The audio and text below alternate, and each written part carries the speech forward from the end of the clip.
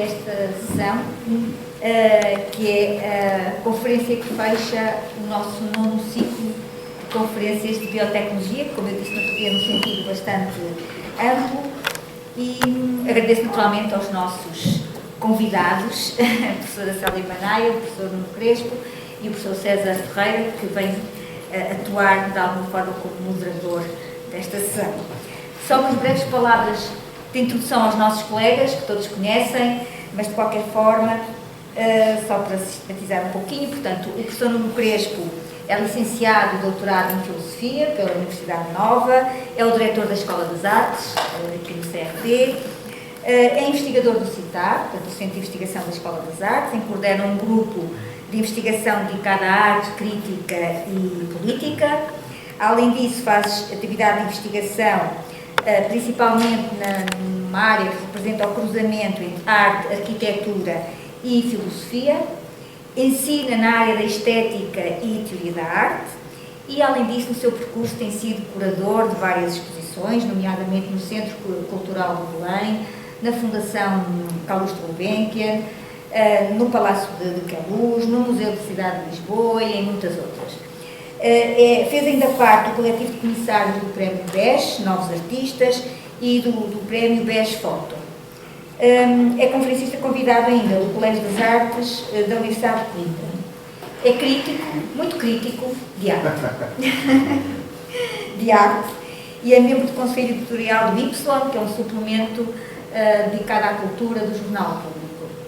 E muitas outras coisas, mas que eu agora não vou ter tempo para referir aqui. A nossa colega Célia Manaia, que todas as pessoas conhecem também aqui, é licenciada em Bioquímica, doutorada em Microbiologia pela Universidade de Coimbra, é professora aqui na escola, naturalmente, é vice-presidente para a área de investigação e internacionalização no CRP e é diretora do Instituto de Bioética. A Célia tem os seus interesses de investigação, em particular na área de diversidade e ecologia bacteriana, em particular no que se refere a zonas sujeitas à atividade humana. Ao longo destes anos tem vindo a estudar a avaliação da resistência a antibióticos e a problemática da sua disseminação e tem feito parte de vários organismos nacionais e internacionais em que se discutem políticas de mitigação e também a definição de estratégias para a mitigação para, enfim, fazer face a esta problemática. E, dito isto, de uma forma muito breve, passo a palavra ao César. O César, já agora, o César já agora é professor aqui da escola, é engenheiro alimentar, portanto é alumni. Depois disso fez um doutoramento em Bordeaux, na área da enologia, esteve num dos laboratórios mais conceituados de enologia de Bordeaux, não é? França, país dos vinhos, mas o doutoramento do César é em ciências biológicas e biomédicas. Além disso, tem tido uma atividade de investigação forte e, em particular, no que respeita à transferência de tecnologia, tem patentes já registadas e, portanto, tem um percurso interessante na ligação entre a investigação e a sua aplicação à comunidade e às empresas em particular.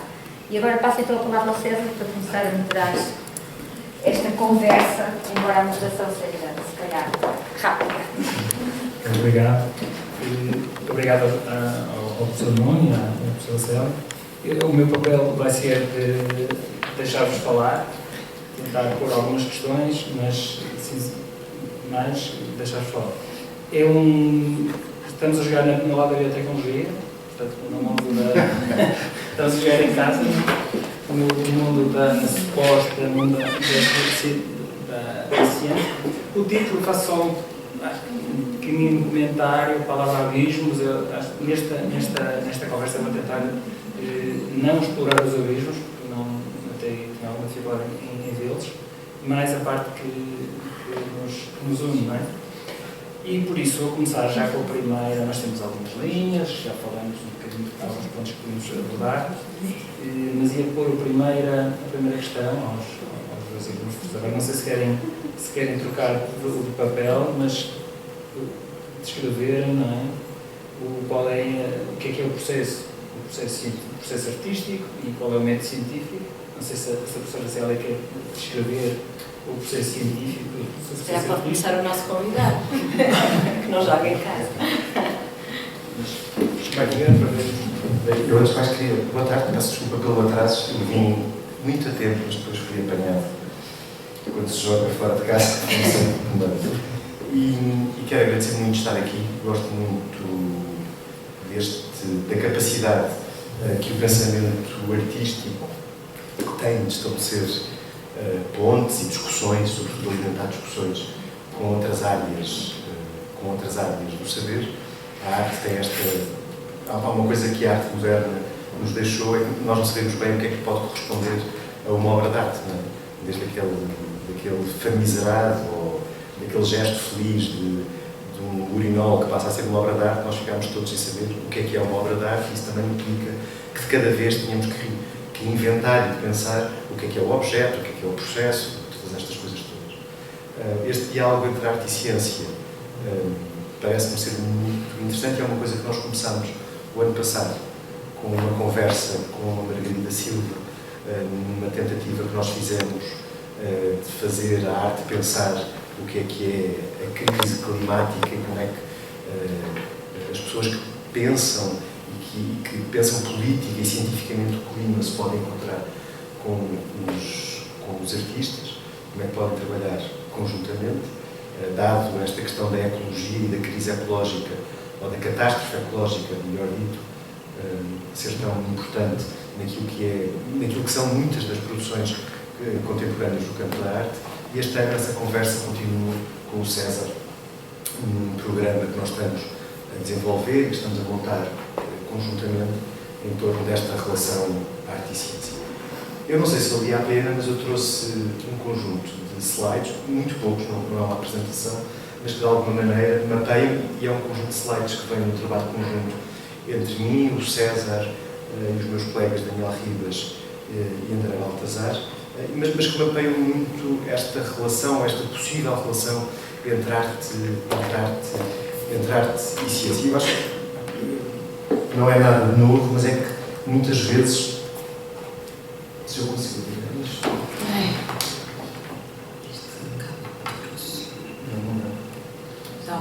Não dá para dar ao contrário.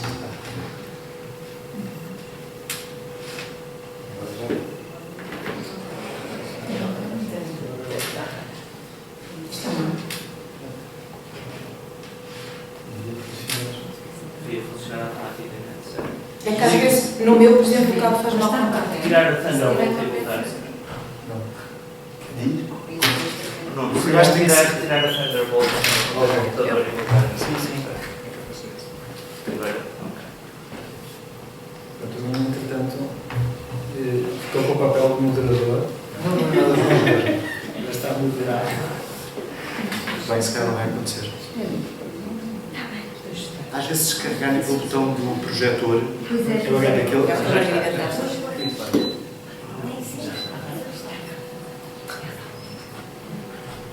Mas senão também voltamos ao.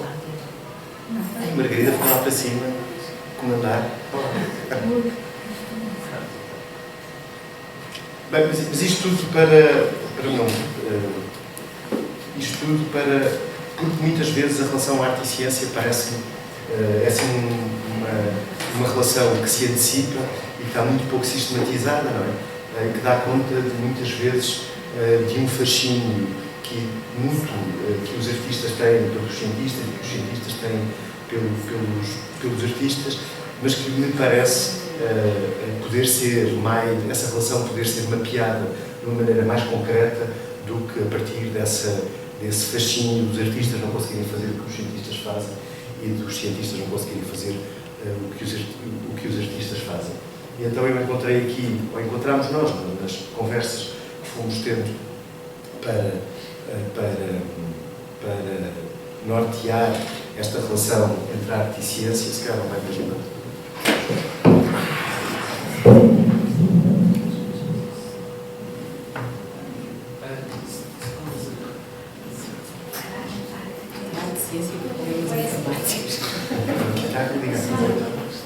Agora vai dar, agora dá. Eu não uso Mac, mas... Pronto.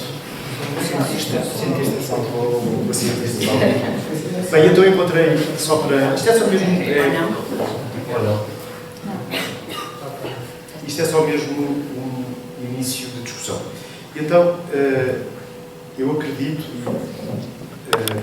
que há 4 aspectos essenciais em que esta relação entre a ciência se pode...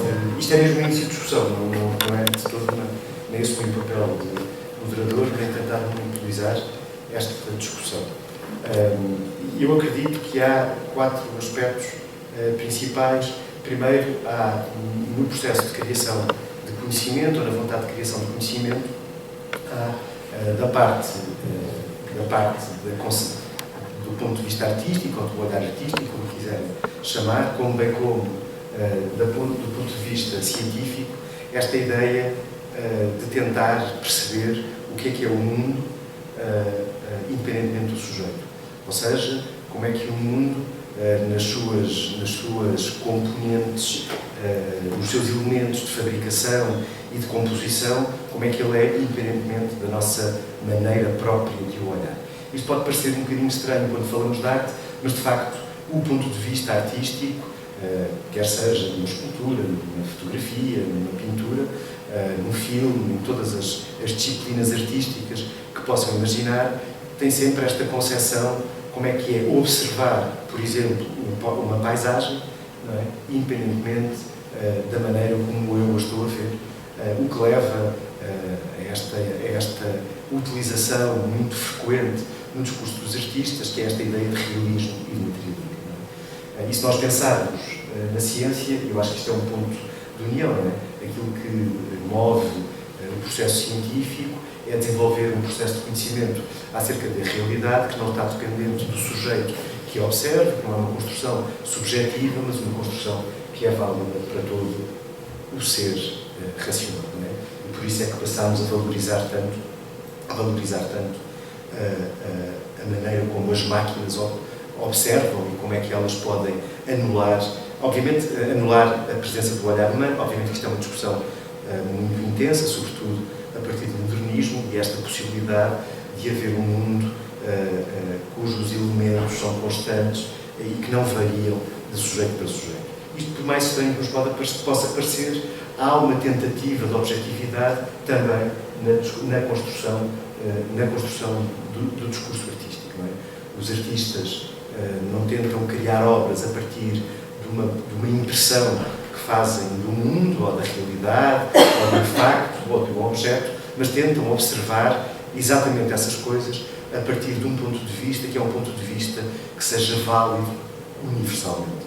Obviamente que este universal tem sempre muitas questões, da mesma maneira que o olho que olha através, por exemplo, do microscópio, pode influenciar muito o resultado dessa observação.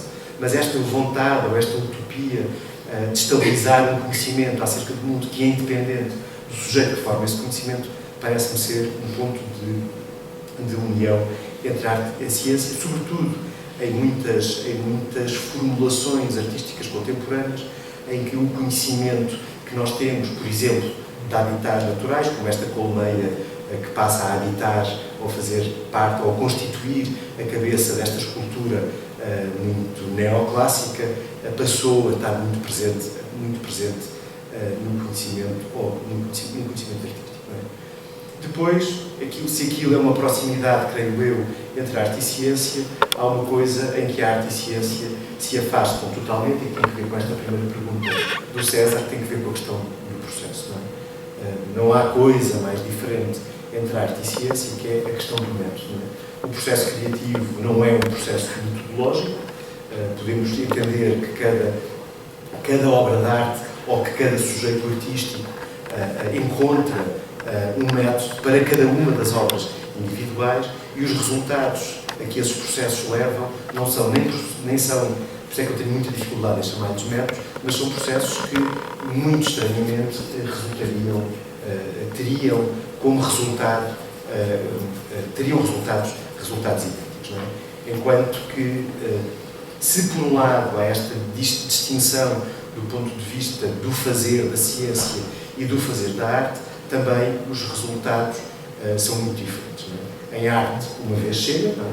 Basta uma obra de arte para mudar um conceito de obra de arte, para mudar um paradigma artístico, para alterar, por exemplo, o cânon artístico, enquanto que na ciência a regularidade e a verificabilidade dos resultados é um passo fundamental, e aqui eu acho que é um bom ponto de discussão, mas não há coisa diferente. Podemos entender que há muitos artistas que, quando se vão, por exemplo, para o CERN fazer residências artísticas, que utilizam parte do processo científico ou do método científico como elemento de inspiração, mas esse não é um método de construção da obra de arte, mas a construção da obra de arte, é totalmente diferente. É muito interessante, porque eu estava a falar com um artista e ele dizia que os artistas sabem de uma maneira intuitiva, ou seja, sabem sem constituir esse saber num conceito ou numa fórmula, mas sabem de maneira intuitiva. E isto parece-me ser, eu creio que tanto na filosofia, onde eu vejo, como em ciência, se esse conhecimento não é sistematizado num conceito, nós não consideramos sequer conceito, é uma impressão.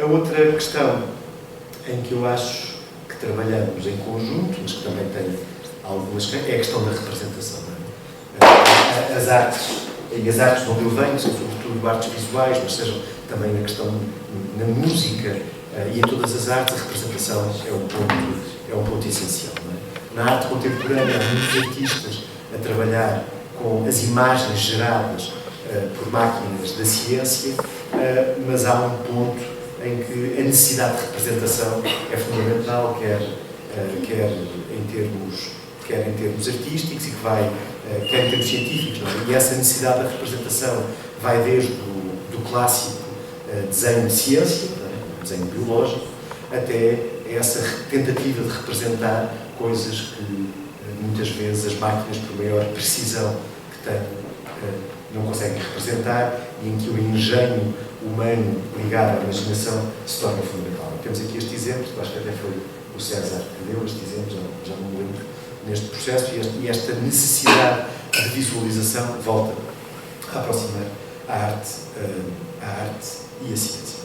Este último ponto é um ponto que tem sido muito trabalhado por muitos artistas, é o que fazer, é uma reflexão que tem surgido muito no campo da arte, sobretudo no campo de trabalho artístico, muito ligado à sociedade e ao ativismo, que é o que fazer com todos os dados que são produzidos diariamente, não só nos laboratórios científicos, mas por outros tipos de mecanismos tecnológicos, como, por exemplo, os nossos telemóveis, os nossos dados biométricos, e nós não sabemos o que fazer. Não é? Isto passou a ser também um tema que aproximou, sobretudo, as pessoas que pensam na ética da ciência, que aproximou muito os cientistas dos artistas, e que tem que ver com como é que navegamos com base neste mar, neste sea of data que tanto nos angustia e que tanto nos tem posto a pensar. Eu acho que para já eu consegui mapear isto, imagino que haja outras relações que possamos encontrar, mas eu acho que isto podia ser. Vou mudar aqui para o. Ora, a questão era. Agora vamos lá voltar à questão inicial. A questão inicial tinha. A questão do método. A questão do método. Qual é que é o nosso método científico? Tentar fazer seguir um script mais científico. Exatamente. Explicar a esta audiência, a quem eu desde já cumprimento, o que é o método científico. Não me sinto capacitada, porque tenho aqui muitos cientistas à minha frente, portanto, seria quase uma redundância. Mas eu diria que o processo científico começa pela capacidade de colocar questões. A capacidade para colocar uma boa questão, uma questão que seja pertinente do ponto de vista científico, é, digamos que, o princípio de todo o resto. E muitas vezes essa capacidade de colocar uma questão resulta de uma capacidade de observar o mundo que nos rodeia, de alguma forma. De o observar e de o interpretar. E isto faz logo à partida o processo científico, embora nos possa parecer muito objetivo, e já vou falar disso, mas à partida também faz da própria construção do processo científico algo muito cultural e muito personalizado. Se nós tivermos diferentes cientistas à volta de uma mesa e pusermos um problema, provavelmente cada um deles vai olhar para ele de uma maneira diferente e vai encontrar modelos diferentes para ir responder a essa questão. Outro aspecto que é importante e que faz parte, é intrínseco à ciência, é uma procura quase obsessiva pela objetividade. Contrariamente, o Nuno disse que o artista também procura ser objetivo, mas eu acho que ainda assim, creio que é uma forma diferente de procurar ser objetivo, porque na ciência, quer seja experimental, quer seja na observação empírica, há sempre essa é, digamos que uma das grandes metas que no processo científico tem que ser atingido, é que ele seja verdadeiramente objetivo e que não possa ser, que a interpretação não possa ser diferente por diferentes observadores. Portanto, essa, digamos, que é talvez para mim a característica mais, portanto, é a curiosidade, saber fazer a questão e depois esta procura por realmente responder à questão de uma forma muito, muito objetiva e que realmente, por isso é que a ciência acaba por ser universal e não é local, porque de facto a sua objetividade leva muito a isso. Eu acho que aí também que há pontos muito interessantes. Eu não consigo imaginar cenários muito claros, ou consigo imaginar alguns, mas dentro de contextos muito limitados, de cruzamentos entre a ciência e a arte, mas a arte de facto é fundamental e estava aqui a pensar que provavelmente desde os primeiros anos de vida, mesmo na escola, o contacto com a arte é fundamental para se aprender a observar e a criar.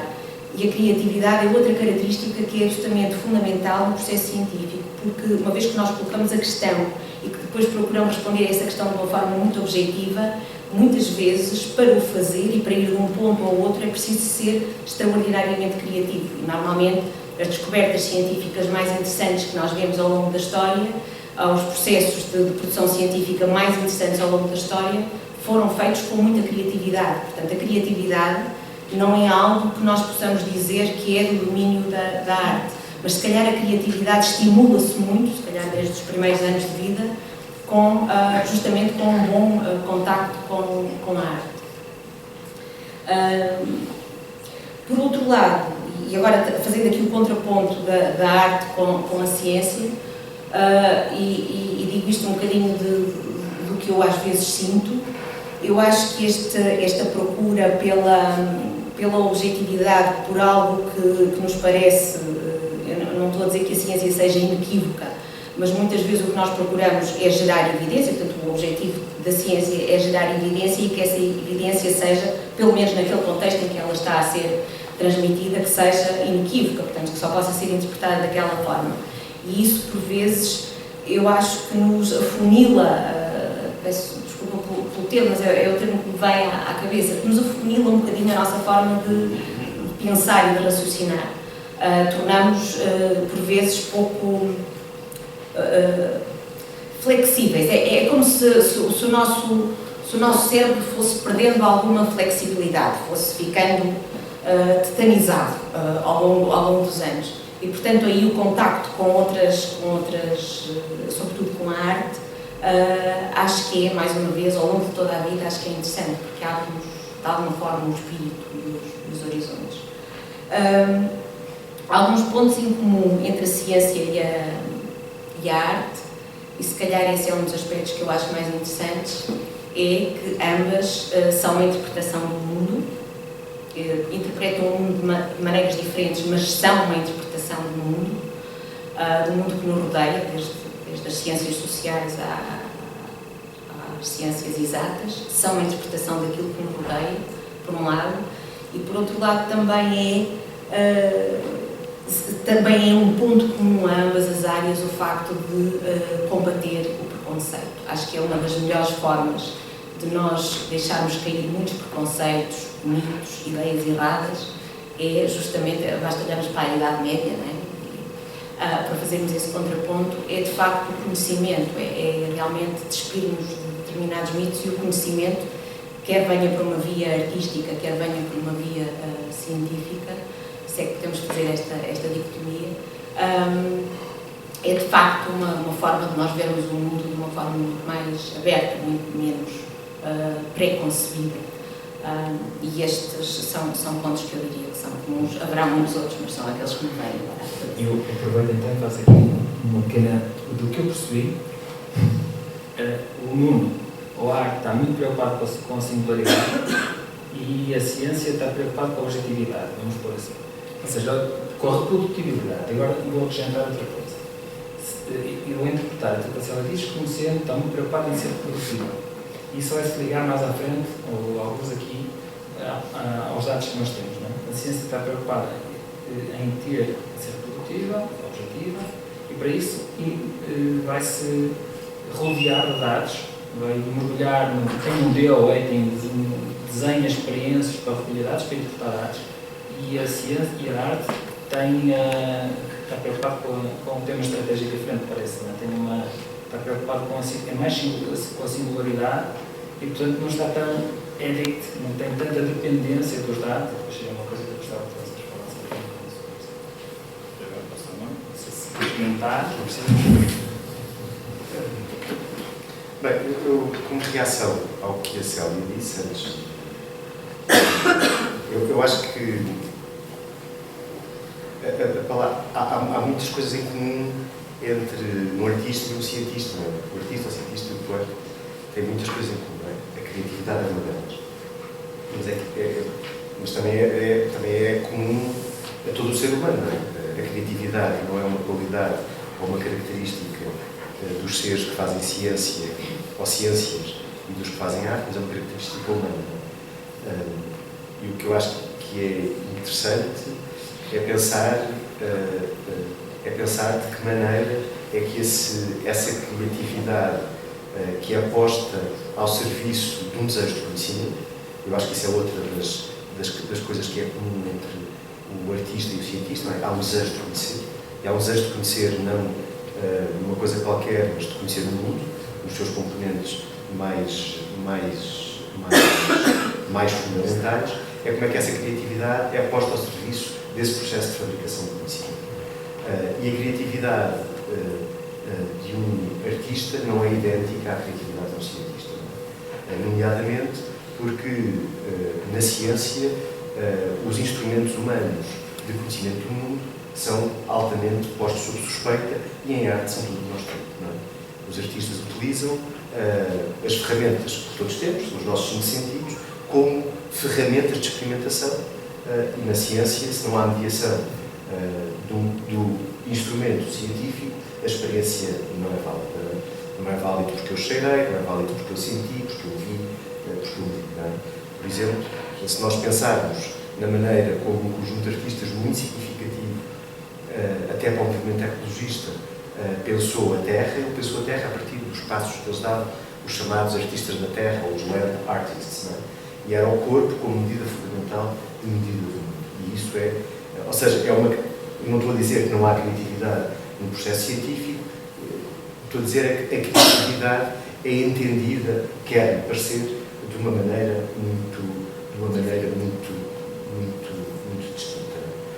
Não só essa criatividade é posta em prática de uma maneira muito distinta, como também o tipo de resposta que satisfaz um artista é totalmente diferente do tipo de resposta que satisfaz um cientista. Aquilo nós falamos, eu acho que é interessante também pensar sobre isso. Relativamente ao que tu estavas a perguntar relativamente aos dados, a arte não produz dados, não é? A arte produz uma experiência que é em si, ou não, reveladora, não é? E é reveladora não de um sentido, é reveladora não de uma impressão qualquer, mas é reveladora desse tal conhecimento que nós, em arte, acreditamos estar misteriosamente, ou seja, não racionalmente, presente na matéria de que são feitas as obras, não é? Não está de uma forma discursiva, não está de uma forma analítica, mas está de uma forma sintética, podemos dizer, enquanto que a ciência é um processo analítico. A arte não é um processo monolítico, é um processo de síntese. E, portanto, nós não produzimos dados, nós produzimos experiências e acreditamos que essa experiência material é reveladora de algum tipo de conhecimento do mundo. Não sei se tu... Eu queria mesmo chegar à parte dos dados, porque o artista parece que já tem a obra, antes de começar a experiência, o artista já sabe o que vai fazer. O cientista acho que não sabe muito bem o que é que vai, mais dentro-viva, não é? Está à espera de recolher evidências para depois explicar a realidade que esse é o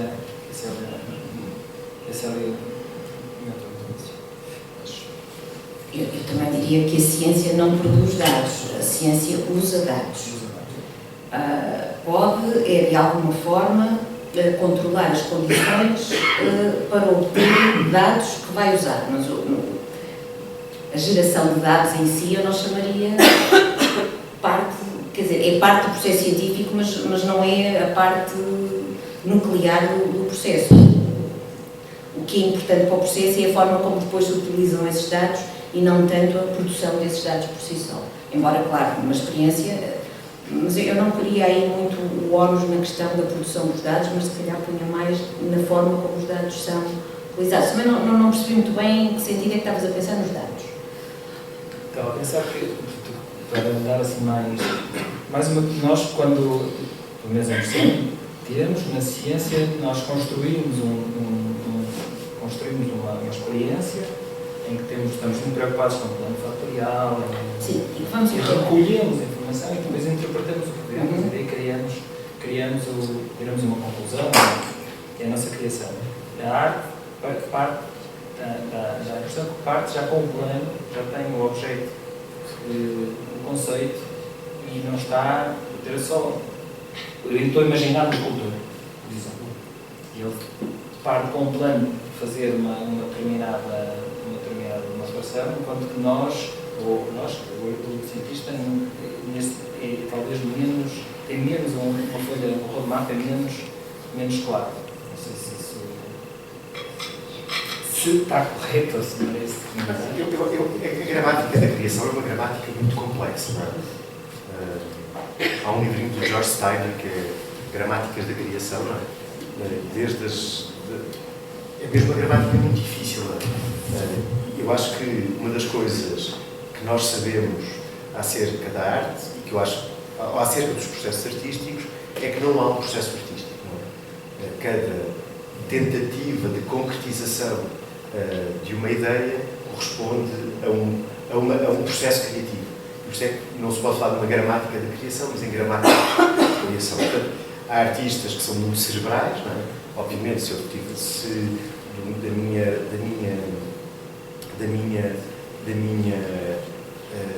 da minha ideia sair numa construção em betão, obviamente eu tenho que programar. Se eu for um pintor que pinta uma tela um por um e um processo mais intuitivo, ou que faz desenhos numa folha A4, portanto é muito difícil fazer esse tipo de generalização. Mas o acaso, o erro e o desconhecimento são motores muito importantes do processo artístico. Também são muito importantes no processo científico. O erro é. Há descobertas científicas notáveis que resultaram de erros. Mas a ciência evita o erro, nós procuramos. É preciso ter capacidade para interpretar esse erro e perceber que foi um erro. O erro e o acaso são às vezes coisas... Mas há muitas coisas, mas eu acho que voltamos à questão, há muitas coisas que são comuns em qualquer processo, em qualquer tentativa do ser humano produzir conhecimento acerca da realidade. E conhecimento que não é um conhecimento que me serve a mim, mas produzir conhecimento que é objetivo e que nos pode servir a todos como espécie, como comunidade. De facto, no campo artístico, o acaso e o erro têm gerado coisas extraordinárias. E a ciência foge do erro e do acaso, não é? Foge. Nós procuramos o erro e o acaso. Desprezas. Chama-lhe uma constante. Desprezas. Discussão. E há uma coisa também. Há há um fator, a meu ver, totalmente determinante, não é uma intuição minha, é uma intuição de um senhor alemão chamado Edmund Husserl, que escreveu um livro muito importante para todos os cientistas, que se chama Crise das Ciências Europeias. E o Husserl descreve, na verdade ele está a tentar descrever o mundo e chega à conclusão que ele não pode descrever o mundo, mas tem que descrever os mundos. Mundos que se opõem, nomeadamente o mundo da vida e o mundo da ciência. O mundo da ciência descreve a matéria de uma maneira que é totalmente incompatível com a maneira como eu vivo a matéria. Não é? Eu gosto sempre deste exemplo, não é? Eu não me sento em átomos em movimento, eu sento numa cadeira que aguenta com o meu peso, que é impenetrável, que não se mexe, quem se mexe sou eu não entendo a vida, nem os corpos de um ponto de vista celular, atómico e por aí fora. Não é? E isto é muito interessante porque nós, de alguma maneira, podemos entender que a arte, ou que alguma parte da produção artística, corresponde a uma tentativa de reconciliar o humano com o conhecimento, ou melhor, de reconciliar o humano com esta verdade acerca do mundo e humanizar esse conhecimento. Não é? E eu acho que aí há uma diferença, há um abismo enorme entre os processos de construção de conhecimento nas humanidades e nas artes e na ciência. A arte, de facto, está preocupada em pensar o mundo, mas não é um mundo que é independente da presença humana sobre a Terra, mas é um mundo que tem em conta precisamente essa posição do homem sobre a Terra. Há um filósofo, eu gosto muito de filósofos, há um filósofo notável que se chama Wittgenstein, por acaso é engenheiro, eu nunca estou em filosofia, eu estou em engenharia mecânica, e quando ele era jovem, ele que utiliza esta metáfora. Ele diz, quando eu era jovem, tentei criar um sistema do mundo que era semelhante a um diamante muito bem polido. E depois, mais tarde, ele percebe, cheguei agora à conclusão que o diamante, caminhar sobre um diamante polido é impossível. Interessa-me pensar o atrito que possibilita o andar. E a arte tem que ver com este pensar do atrito que me permite andar, com o pensamento da sombra, não da pureza, e por aí fora. Eu acho que isso é uma coisa, é mesmo intransponível nos nossos tempos, que coexistem. Não é?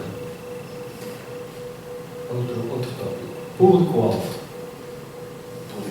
Que é sempre por exemplo, ouvir um artista desfazer, falar, isso é muito interessante. Sempre há alguma coisa, nós, ou aqui eu vou ter que dizer, nós na ciência, né? Se calhar temos um público-alvo diferente, mais restrito. O que é que acham? Eu acho que não concordo nada. A ciência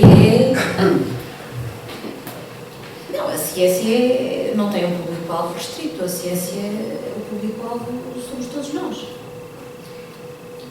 Mas não... A diferentes níveis e com diferentes graus de profundidade, mas eu acho que o público-alvo da ciência e da arte somos todos nós. Ou não? Não sei, gostava... Eu concordo sim, concordo que o artista possa ser interessante a obra dele, o trabalho que faz, para quase toda a gente não tem nenhum conhecimento à Por exemplo, a nossa sociedade, se calhar umas mais do que outras, mas usam o método científico no seu dia-a-dia, independentemente de se têm consciência que o estão a fazer ou não. Portanto, a ciência está... todos nós temos a ciência incorporada na maneira como olhamos para o mundo, na forma como interpretamos o que nos rodeia, na maneira como pensamos nas questões, e cada vez mais há subjacente uma forma de base científica de raciocinar. Então vou se calhar ser mais concreto.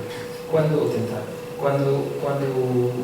um cientista, vamos pôr um cientista que está a trabalhar num tempo mais curto e quer publicar um trabalho que fez... Uma coisa muito específica.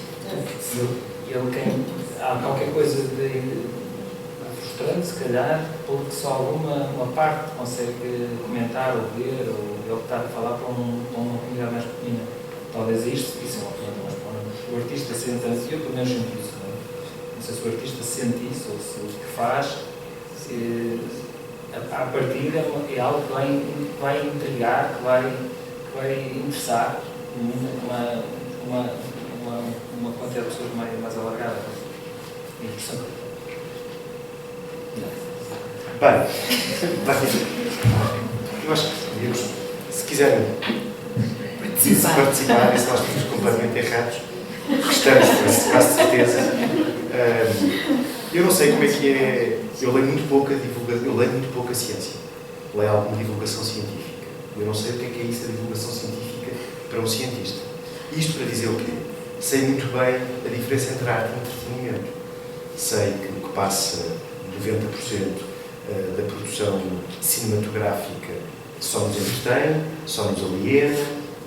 Não sei se é deste... Não é disto que eu estou a falar quando falo em arte, não é? Pronto. Da mesma maneira que eu acredito, quando vocês falam em ciência, não estão a falar na divulgação científica e nas estrelas que escrevem aqueles livros que são best-sellers e por aí fora. Aquilo que nos interessa em arte, na boa arte, o que é isso da boa arte? Nós sabemos que há uma diferença entre arte e umas coisas que nós fazemos para passar o tempo, ao domingo, e quando chegamos a casa e não conseguimos pensar e ligamos, vemos assim uns filmes meio patetas, que eu vejo bastantes. O que nós estamos interessados quando falamos em arte, aqui neste contexto, é num processo de construção do conhecimento que pode impactar e transformar a sociedade. Neste sentido, a arte, como eu estou a acreditar que a ciência, é para um grupo muito reduzido de pessoas. E, portanto, esse target é o mesmo ou não.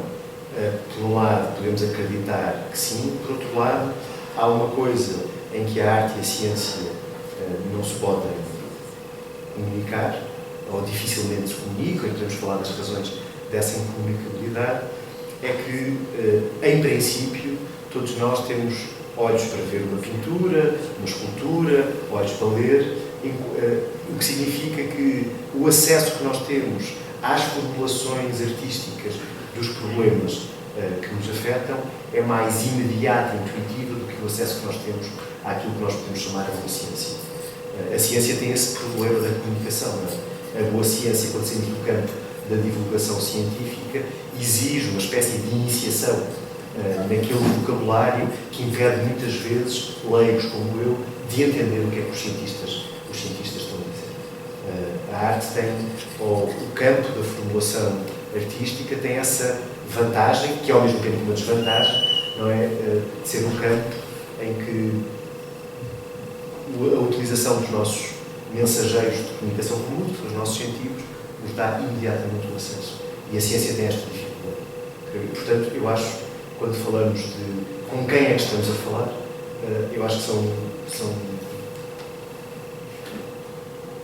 coisas diferentes. Acredito eu, mas...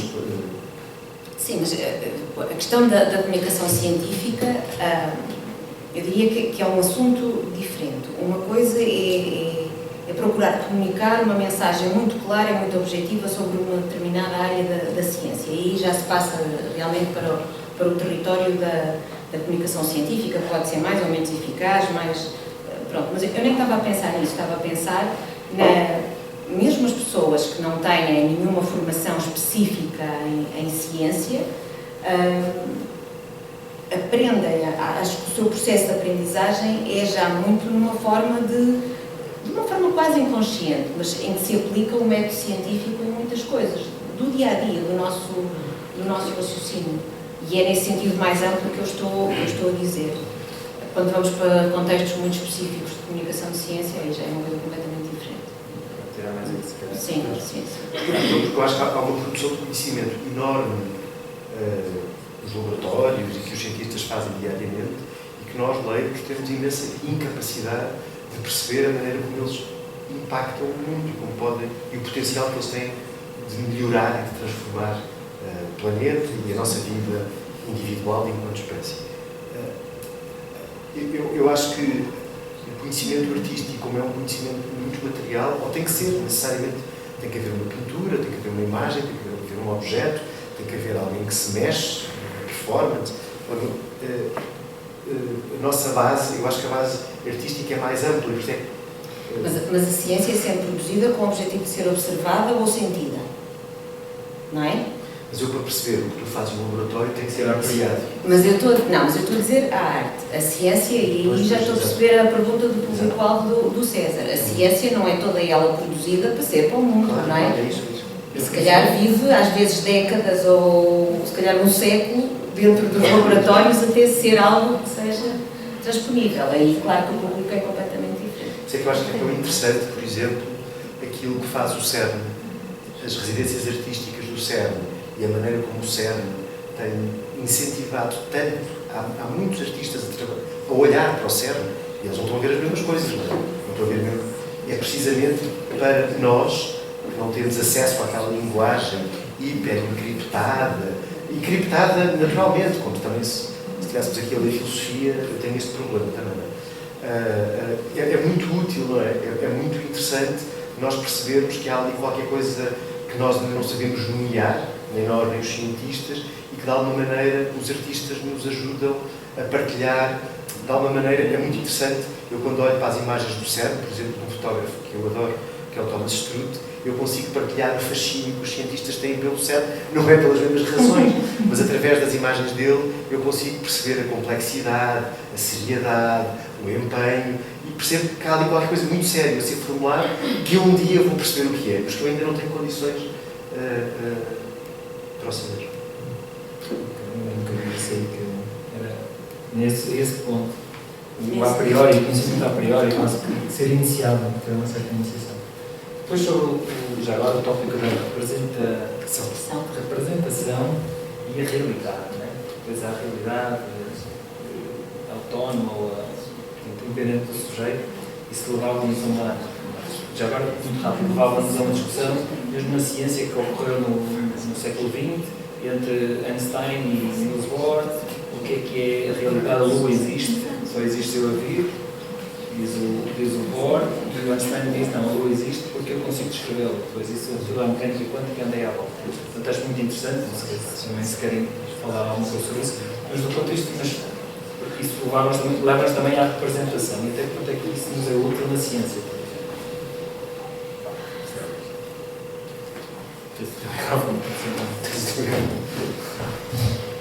Até que ponto é que a representação é É importante? fundamental para aprendermos, para desenvolvermos na ciência.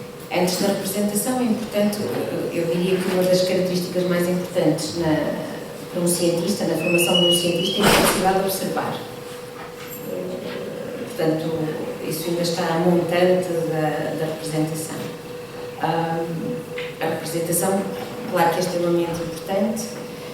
Claro que quando nós pensamos, por exemplo, estou aqui a olhar para esta imagem de uma citocinese, e é óbvio que à medida que nós vamos tendo capacidade para ter representações mais detalhadas e mais sofisticadas, é evidente que isso vai permitindo avançar o conhecimento científico. E de facto, sim, a representação é um elemento essencial. Depois temos ali os tentilhões do Darwin, que são de facto, ao longo de todas e em diferentes etapas do desenvolvimento científico, que se desenvolveu a ciência, a representação tem sempre um papel importante e fundamental, como meio de interpretar e como meio de comunicar e de dar a conhecer aos seguintes. É impensável, por exemplo, haver um artigo científico de ciências da vida que não tenha uma representação, pode ser um gráfico, pode ser uma imagem. Mas acho que esta questão da representação é mais aqui dos artistas, diria. Não é? Só antes de me falar, é que a representação pode ser já uma resposta científica, pode ser o que nós necessitamos para dar o passo seguinte. Não, a representação pode ser uma forma de pesquisar, de investigar ela própria, mas também pode ser uma forma de expressar um conceito ou uma ideia, não é? Sim, mas aquilo que o César está a dizer é muito interessante, porque a visualização do conhecimento é um passo essencial na fixação desse conhecimento. Isso é, sem dúvida. E neste sentido, eu acho que aquilo para que o César está a apontar é que no momento em que nós representamos, nós utilizamos um determinado conhecimento. Formar uma imagem independentemente se é um desenho, se é uma imagem mental, se é mesmo, corresponde mesmo a essa estabilização, essa quase... É muito interessante porque a representação, ou a formação de uma imagem, um conhecimento, é quase um passo artificial, não é?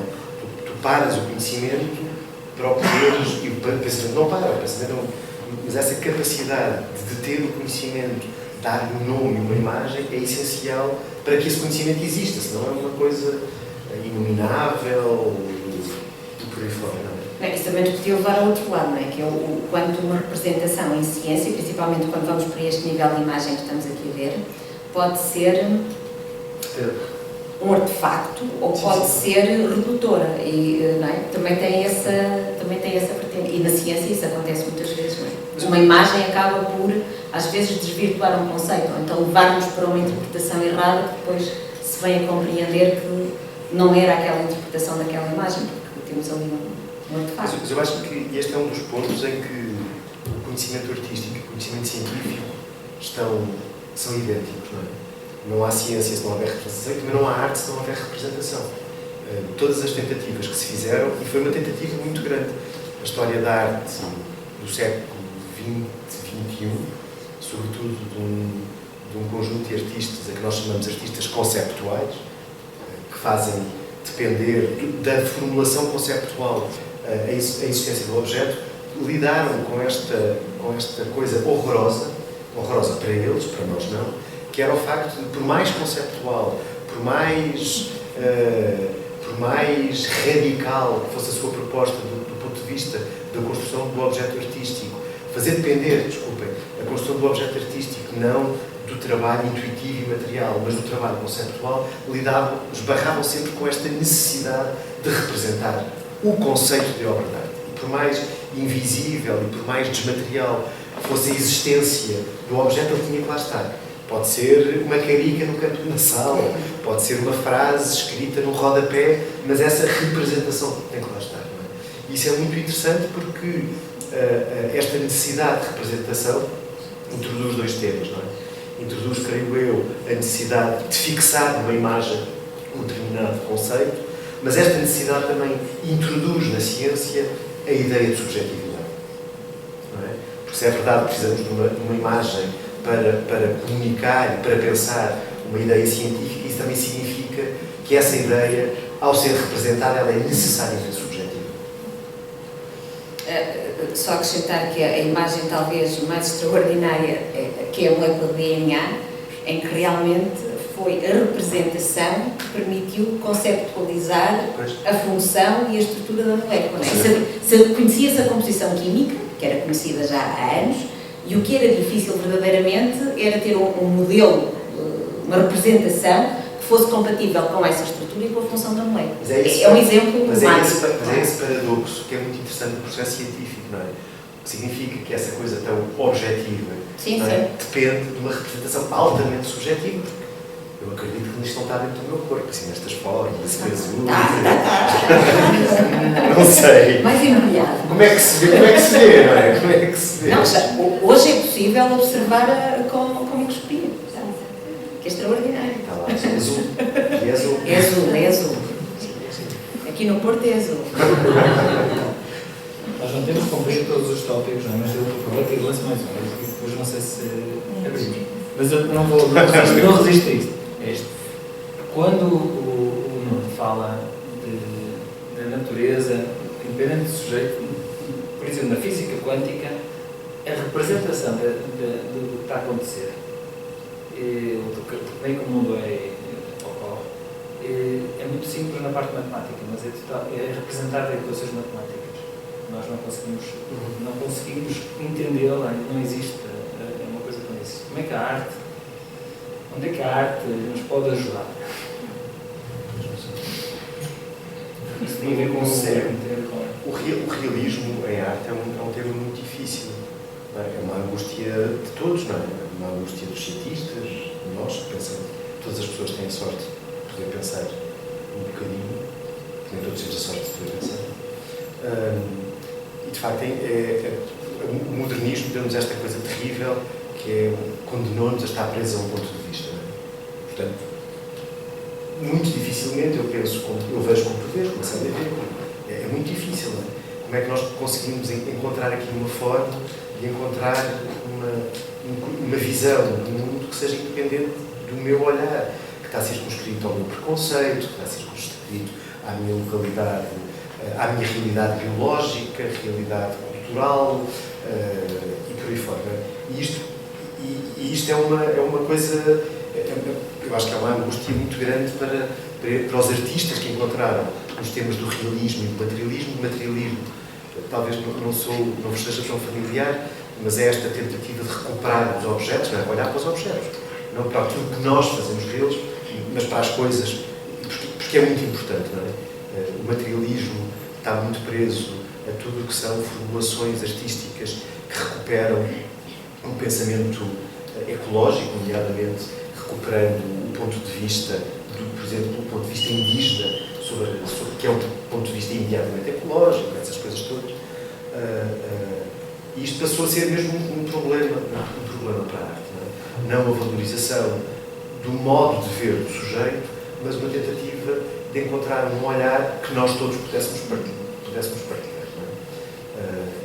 Eu acho que isto é um motor, é um motor da ciência, não é? Ser capaz de produzir um conhecimento que não me é útil e só diz respeito a mim, mas que é uma coisa que é partilhável pelas várias geografias políticas e por aí fora. Vamos deixar também a audiência, não é?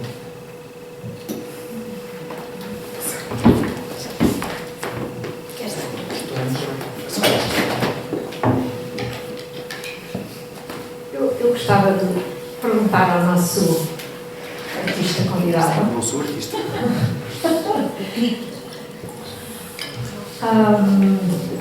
Que paralelo é que estabelece com aquilo que são talvez alguns pecados mortais em ciência, com o facto de que existe um efeito observador e é muito difícil lidar com isso em ciência, porque toda a ciência se baseia no estabelecimento objetivo de um resultado, de uma referência que possa ser reproduzida, e a partir do momento em que o efeito observador faz o resultado variar de acordo com quem está a executar a experiência, deixa de haver um bocado essa aura que a ciência tem. Portanto, eu gostava de perceber até que ponto é que existe uma correspondência do lado da arte. A outra coisa tem a ver com o progresso. Como é que a arte evolui? Porque em ciência a evolução faz-se pisando um bocado nos cadáveres das hipóteses que foram falsificadas pela experimentação. Portanto, nunca podemos ter a certeza do que é verdade.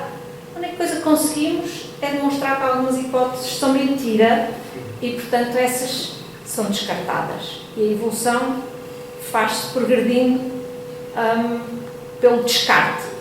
Eu gostava de saber se na arte existe alguma correspondência a este processo. Isso é uma pergunta difícil. Eu não...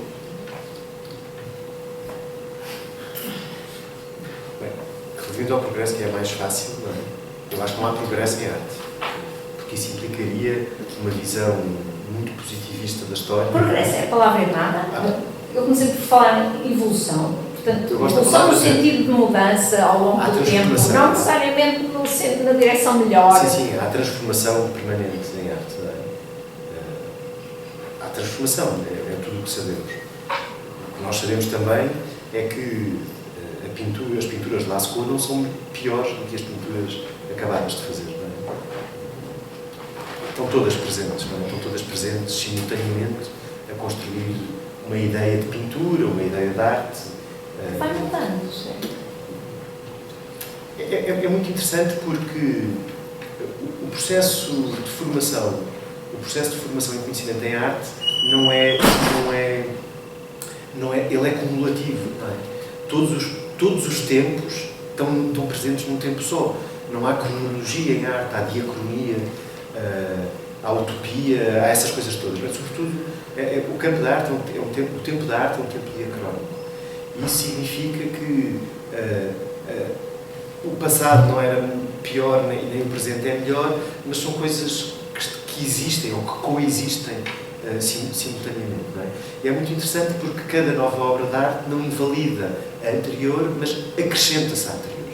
Não é? E portanto, é um campo de formação de conhecimento através de objetos que ele é mesmo cumulativo. Portanto, não há uma imensa comunidade que está em múltiplo crescimento, até que um dia, não é? Os pintores falam, os artistas falam muito, sobretudo os poetas, falam muito dessa ideia da obra de arte total, que será aquele poema, aquele filme, aquela escultura, aquela pintura, que quando um dia for feita, termina com a necessidade de continuar a fazer arte. E isso nunca aconteceu. Pronto, isto é uma ideia utópica, não é? Desse poema total, dessa ideia. E, portanto, não há por um lado, não há cadáveres e não há essa invalidação do passado. Ninguém teve errado. Não é? É como se o conceito de arte fosse um conceito que não tem limites, só tem limiares, não é? E, portanto, ele vai, aquele exemplo muito fácil e muito didático, que é o exemplo da tal urinol, que é proposto como escultura, ele não invalida a história da arte, a história da escultura, ele acrescenta-se à história da escultura. E, por exemplo, não faz da escultura neoclássica grega, por exemplo, má escultura. Acrescenta-se a esse conhecimento que tem de escultura. Bem, relativamente à primeira observação da Margarida, é difícil, nem sei bem, tu queres dizer alguma coisa? Enquanto eu organizo o meu pensamento. Enquanto tu pensas, sim, posso dizer alguma coisa. Eu não concordo muito que a ciência seja construída sobre os cadáveres das hipóteses que foram rejeitadas. Mas também discordo. Sim, também. Isso é bom. Muito pelo contrário, eu acho que a ciência é construída, é um processo construtivo, não é? Há muita ciência que é o que se chama ruído de fundo, não é? Que é muito trabalho que vai sendo produzido e que vai sendo publicado e que vai sendo... mas que é ruído de fundo que, contudo, constitui uma base para que vá crescendo. Eu acho que eu compararia muito mais a ciência ou a forma como evolui o conhecimento científico como um novelo do que propriamente como andar ali a caminhar sobre... Porque, claro que às vezes há hipóteses que são... Há conhecimentos que nós temos como adquiridos durante dezenas de anos, ou às vezes centenas de anos, e pensa-se que era daquela forma e depois compreende-se que não era daquela forma. Mas isto não é propriamente... Mas, contudo, isto é um processo construtivo. Portanto, eu não veria tanto dessa forma. E há muitas coisas em que, efetivamente, hoje conhecemos isto, depois damos mais um passo e conhecemos mais e vamos mais à frente. Acho que o progresso é feito muito sobre o conhecimento que já foi produzido e não sobre o conhecimento anterior que foi desconsiderado. Posso continuar? Acho que é melhor dar o microfone a quem quiser intervir. A primeira pergunta, Margarida. Sim. Qual é que é? Já não lembro da primeira pergunta. Não, a primeira pergunta é essa. Eu acho que era a segunda pergunta é a primeira. Não, a primeira o efeito do observador e, portanto, o facto de que havia ali... Sim, mas eu acho que isso é muito importante isso. Um gigante com pés de barro, basicamente. É que em arte, ou na experiência que nós temos de uma obra de arte, o valor da subjetividade e dessa interferência é tudo o que nós podemos ter. Não é? Os artistas trabalham para que, de facto, essa subjetividade possa acontecer. E eu acho que a ciência trabalha para que essa subjetividade não aconteça. Não é? Não tem essa é muito interessante. Se nós pensarmos que... Por isso é que é tão... Eu gosto muito da relação arte-política, como já devem ter percebido. E por isso é que a arte é tão politicamente tão relevante. É muito interessante, se vocês pensarem, vamos pensar num pintor muito visto, um Velázquez, que é um pintor, eu acho, todos nós gostamos. É muito interessante perceber que nenhum de nós aqui está dispensado de ver o Velázquez. E não há nenhuma experiência que nós possamos fazer do Velázquez que invalide nenhuma outra experiência. Todos nós somos chamados a experimentar aquela pintura, a expressar a nossa subjetividade face àquela pintura, porque é a possibilidade que aquela pintura tem de suportar cada uma das nossas experiências individuais, que são naturalmente diferentes, é o que constitui a maravilha daquela pintura. Ela não exclui o César, não exclui a Margarida, não exclui o Nuno, não exclui ninguém. E tudo o que nós possamos dizer sobre aquela pintura e sobre a experiência que eu tenho daquela pintura é igualmente relevante. Certo. E isso, também obviamente, a subjetividade é acolhida. Não, a intersubjetividade é o negócio da arte. Obviamente que nós agora podíamos introduzir aqui alguns elementos que tornam a discussão mais complexa, não é? Obviamente que aquilo que eu posso dizer ou experimentar numa pintura do Velázquez, porque tenho muita experiência de ver muitas outras pinturas, de muitos outros pintores, pode ser diferente de um adolescente que nunca viu pintura nenhuma, não é? Obviamente que nós conseguimos distinguir entre as pessoas que sabem do que estão a falar, das pessoas e por aí fora. Mas há sempre qualquer coisa, há uma estrutura democrática, é verdadeiramente democrática, não é? Em que uma obra de arte nunca esgota a possibilidade, as diferentes possibilidades de ser experimentada. Quem é? Vocês sabem?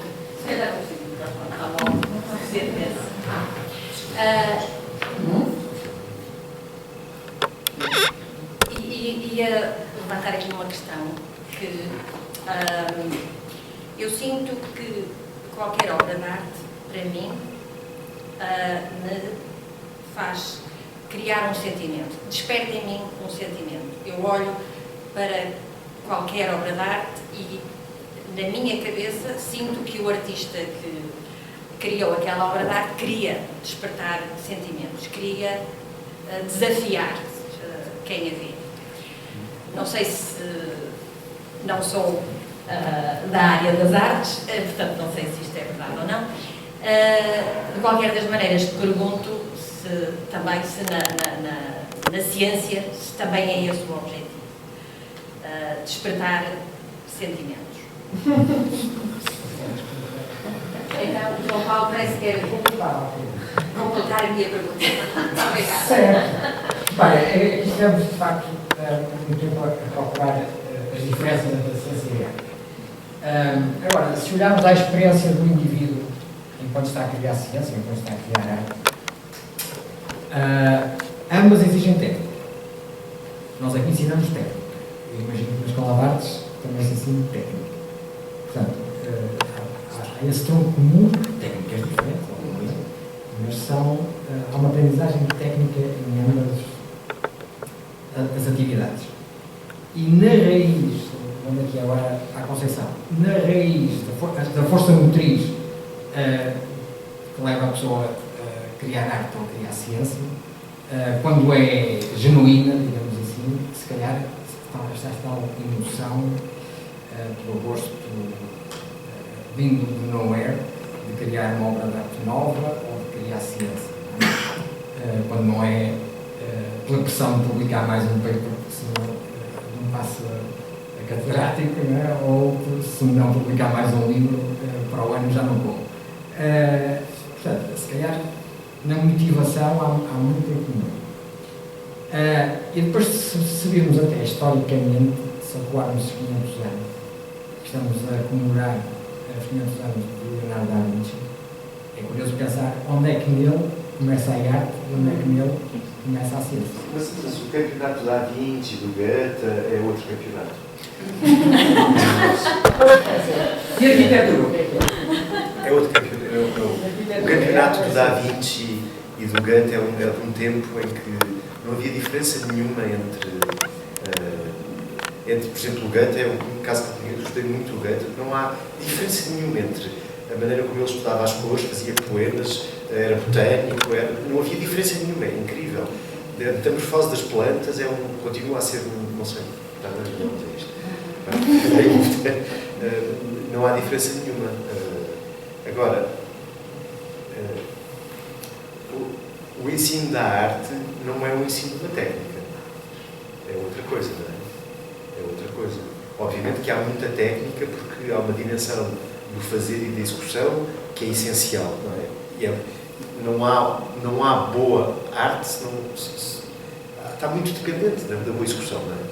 O que nós sabemos também é que há muitos artistas que não sujam as mãos, que mandam fazer fora, não é? Que projetam, há escultores, há cineastas que não pegam numa câmara, têm um diretor de fotografia, têm cameramans, mandam fazer e por aí fora, não é? Portanto, obviamente tem que haver uma noção do que é essa tecnicidade que permite, que é a condição da existência do objeto artístico, não é? O que nós ensinamos, o que se ensina em arte é precisamente esta, não sabemos bem, é qualquer coisa que anda aqui entre a técnica, entre o pensamento crítico, entre a curiosidade acerca do mundo, é um desafio. A pedagogia artística, à pedagogia artística corresponde um desconhecimento total do que é o objeto do ensino artístico. Porque nós não sabemos o que é uma obra de arte. Nós não sabemos. Nós não sabemos se é uma pessoa a levantar um braço, se é um urinol numa parede, se é uma carica no canto de uma sala, se é uma frase escrita numa pedra que se tira contra um vidro. Nós não sabemos. E, portanto, a pedagogia artística, ensinamos o quê? Não sabemos se é um filme em que não há uma única imagem, o famoso filme, a famosa César Monteiro, o título do filme, desculpa, A Branca de Neve, de César Monteiro. Nós não sabemos mesmo.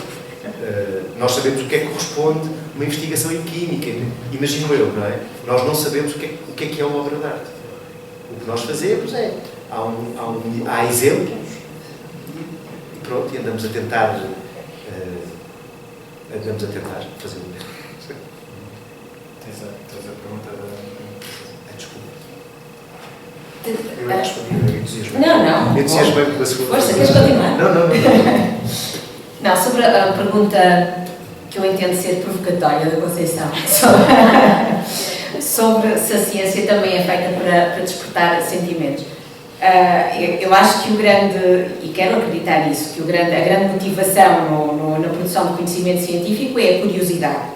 E tem que ser essa. Não pode ser resolver problemas, nem criar soluções, tem que ser efetivamente a curiosidade e ser genuinamente essa a motivação. Agora, que a ciência é cada vez mais, e assistimos cada vez mais a isso, é muito instrumentalizada em muitos domínios. Eu não diria para apelar a sentimentos, mas às vezes para apelar a algo que não tem muito a ver com o conhecimento científico, isso sem dúvida.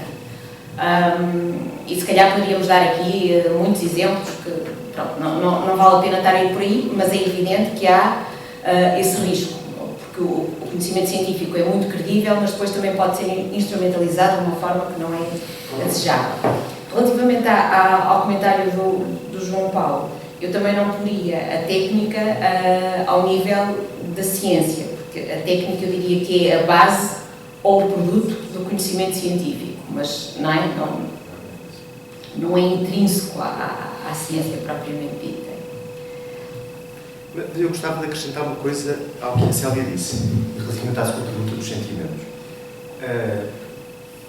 A pertinência da formulação artística não está em provocar sentimentos, não está aí. Ainda que a arte seja uma experiência sentimental, não é? O que é importante perceber é que sentimento é esse, não é? Há um Wittgenstein, que é um filósofo que eu gosto muito, faz uma pergunta que é muito decisiva para o que nos estava a perguntar. Um cão que abana a cauda quando ouve um determinado tema musical está a ouvir música? Não. É que ele não sabe o que é que está a ouvir. O que é muito interessante no que se faz em arte é que a experiência sentimental que a arte provoca é reveladora de alguma coisa que não é um sentimento. Não é? A emoção que sentimos, por exemplo, ao ler um poema sobre Auschwitz, revela muito do sofrimento que um campo de concentração pode conter e que uma estatística acerca do número de mortos que lá esteve nunca será capaz de fazer. Não é? E, portanto, aquilo que é importante em arte é que essa sentimentalidade que a experiência estética de uma obra de arte provoca é, de algum modo, reveladora de um conhecimento importante acerca do mundo. Que, por exemplo, uma estatística não é capaz de dar.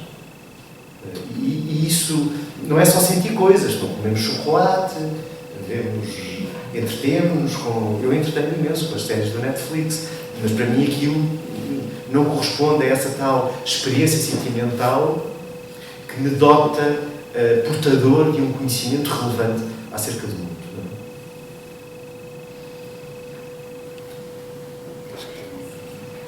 Mas eu gostava de vos fazer aqui, como já vos disse, nós estamos a organizar a partir do dia 13 de fevereiro, um conjunto de aulas abertas. Nós chamamos aulas abertas, nós temos este vício, não sabemos bem o que chamamos estas coisas, precisamente sobre arte e ciência.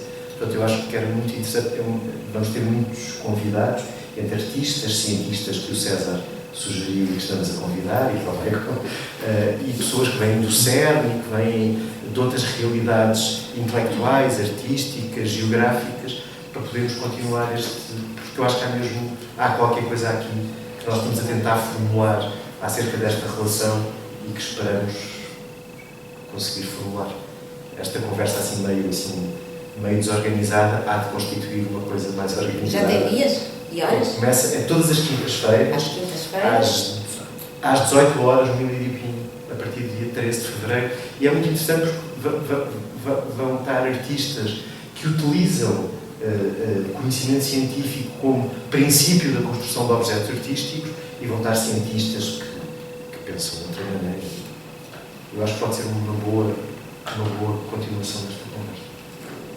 Pela duração deste debate, acho que interessa muita gente. Temos sorte, estamos aqui. Pelo menos a nós interessamos. Obrigado.